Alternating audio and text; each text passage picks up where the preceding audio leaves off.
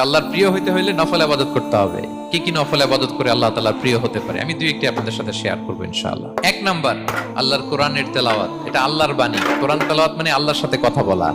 যখন আপনি কোরআন তেলাওয়াত করেন, কাইন্ড অফ আপনি আল্লাহর সাথে মুনাজাত করেন, মানে একান্ত আলাপন করেন, আলাপচারিতা করেন। দুই নাম্বার তালিকা হচ্ছে আত-তাহাজ্জুদ বা কিয়ামুল লাইল। দুই রাকাত করে মাঝরাতে যে সালাতটা বিষ্ণু সাল্লাল্লাহু আলাইহি ওয়াসাল্লাম পড়তেন, এটাকে বলে কিয়ামুল লাইল বা তাহাজ্জুদ।